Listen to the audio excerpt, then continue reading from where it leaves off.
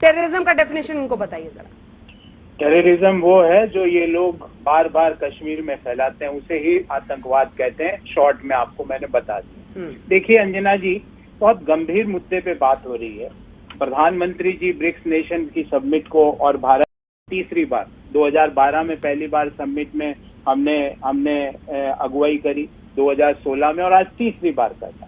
एक चीज पूरे दुनिया को और हिंदुस्तान के हर व्यक्ति को समझ में आ गई कि जो अफगानिस्तान में तालिबान की जो सरकार बनी है वो एक आईएसआई स्पॉन्सर्ड प्रॉक्सी सरकार, उसकी चाबी आईएसआई और पाकिस्तान के पास है। जब वहां पे एक आतंकवादी होम मिनिस्टर बन जाता है अफगानिस्तान का, तो वो आतंकवादी मोस्ट, जिसको हम कहते हैं ग्लोबली डेजिग्नेटेड टेररिस्ट, अगर अफगानिस्तान का गृह मंत्री बन जाता है तो ये टेररिस्ट सरकार है, ये तालिबान की सरकार नहीं, ये पाक के पास इसकी चाबी।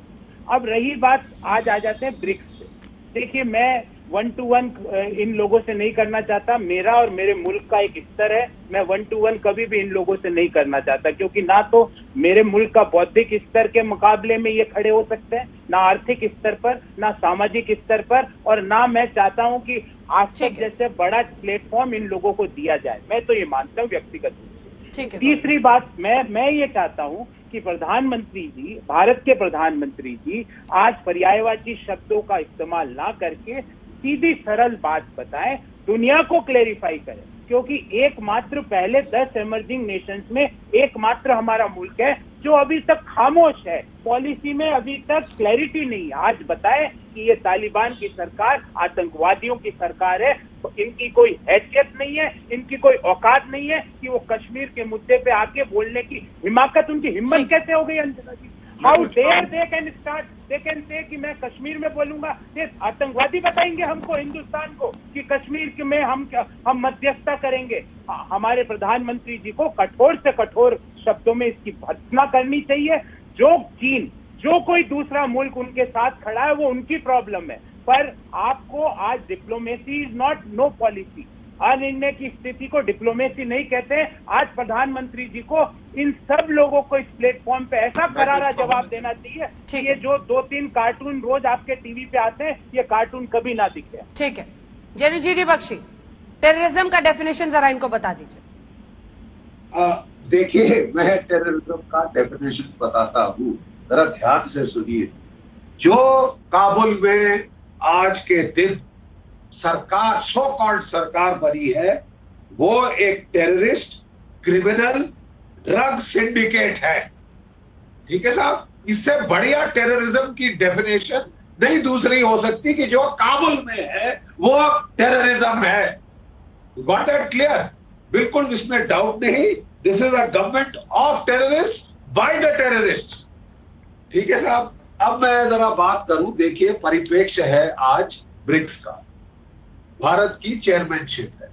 क्वाइट ऑब्वियसली जो चेयरमैन होता है उसको अपने मुद्दे इतने नहीं बात करता, वो सबको कैरी टुगेदर करना चाहता है। इसलिए प्रधानमंत्री जी ने बड़े ही नॉन कंट्रोवर्शियल तरीके में स्टार्ट किया है। ये कॉन्फ्रेंस अभी खत्म नहीं हुई साहब, लेकिन स्टार्ट में ही उन्होंने इशारा दे दिया था। देखिए, चेयरमैनशिप भारत के पास, ठीक है।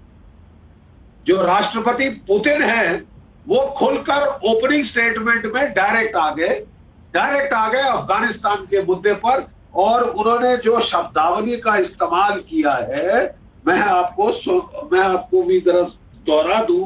Strategic stability going downhill, serious challenges to security have erupted again, new crisis, right? Our country is paying special attention.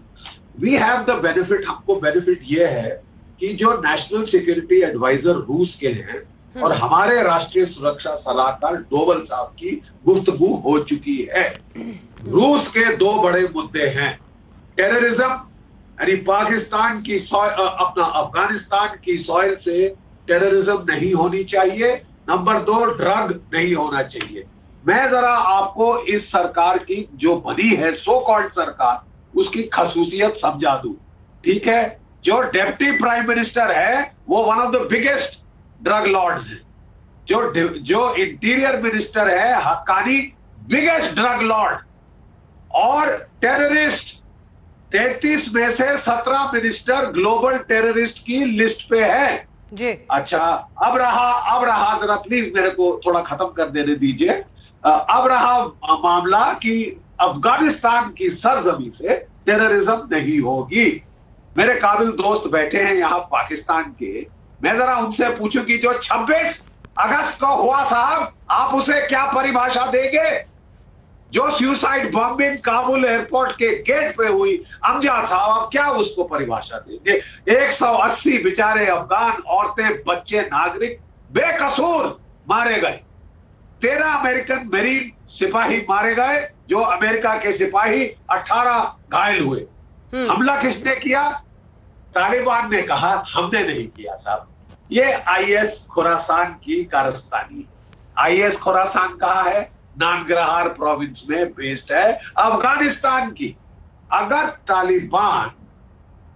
Taliban क्या गारंटी दे सकता है कि अब वो राज में है और आईएस खुरासान और हमले नहीं करेगा रूस पे, चीन पे, ईरान पे, भारत पे?